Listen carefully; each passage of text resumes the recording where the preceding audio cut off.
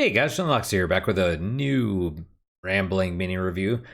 This is SteamWorld Quest Hand of Gilgamech. So this was released in 2019. It is, well, it's on sale at the moment, but it's 25 bucks. It was developed by Image and Form Games and published by Thunderful Publishing. I was thinking it was someone else for some reason, but that's okay. So this is, I mean, you can see it here. It's mixed and very positive.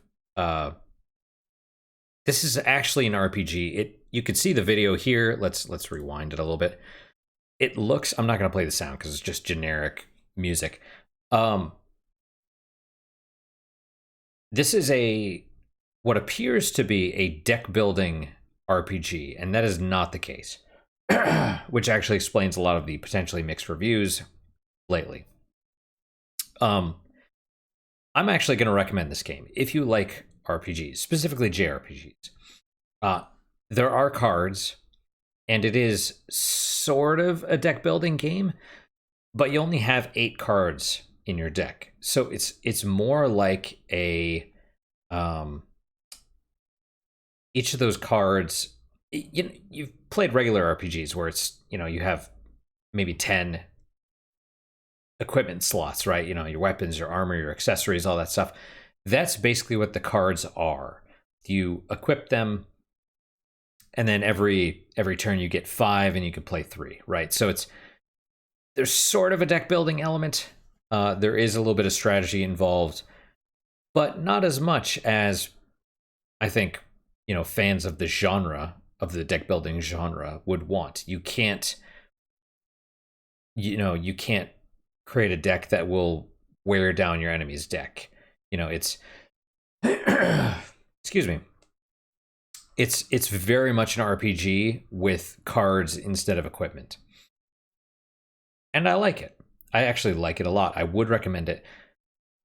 Not for $25.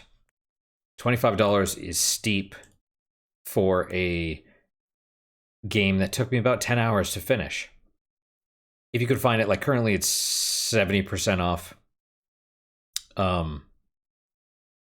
It's $7.50. Excuse me. And I would say that's a fair price. I would even say maybe 15 bucks is a fair price. Because the 10 hours is for the main quest, but there's other stuff you can actually it's separated into chapters. You can actually go back to previous chapters and either grind or search for like hidden secrets, treasure chests, that sort of thing. I want to say there's other stuff too. It's been a couple months since I've played. I don't quite remember, but it's not a bad game. It actually reminds me a lot of maybe a more innocent time, Super Nintendo RPGs, JRPGs that were a little bit more innocent. They were, this one is still Save the World or wherever, but it's not all doom and gloom. There is a serious plot line, but it's very lighthearted. It's a bit more innocent. It's,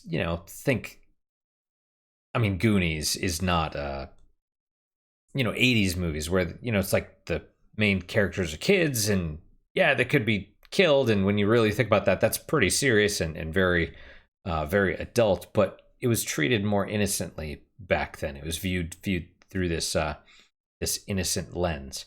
And that's what this is. It's a fun little RPG that takes about 10 to 15 hours. That is serious, but it's like it's like an 80s movie.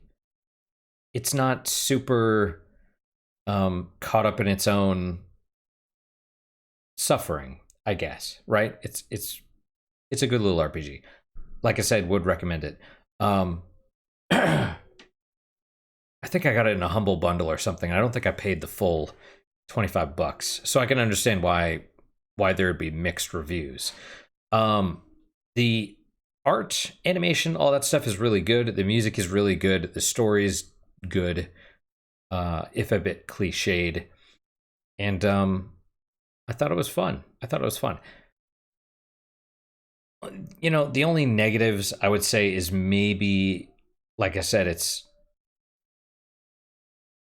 I wonder if you guys can hear that dog howling. There's someone left their dog alone in one of these apartments, and I can just hear it howling constantly now. Bad parents. But you know, the only downside is maybe some of the secrets, some of the hidden passages would be hard to find, no indication, you know, stuff like that. Some of the stuff later in the game feels, even though it's short, it does kind of feel like filler a little bit. But less filler and more like, hey, we need you to get to this point to be able to fight the boss, and so it's extending out the length of dungeons so that you fight enemies and you get leveled to the proper point. That's how it feels to me. Or you know, maybe they're just like, hey, we need to make this a bit more of a challenge. I guess I don't know.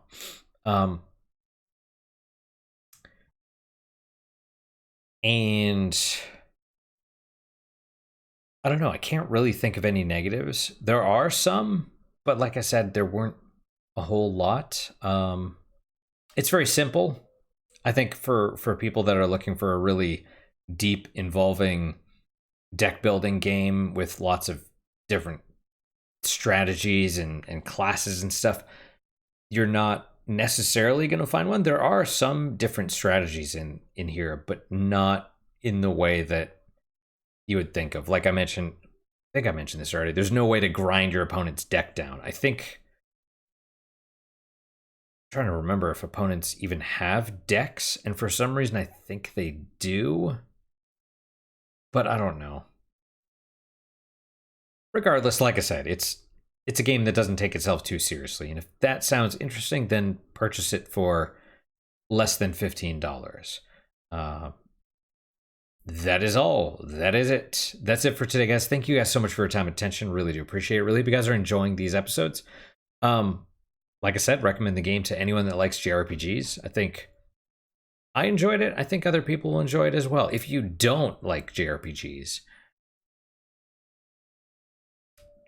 I mean, you probably won't like this. That's just the reality of the situation. But that's basically it. I'm trying to do a bunch of these little rambling mini reviews due to Morrowind still going. So yeah. That's basically it. Hope to see you guys next time. Till then, guys, take care.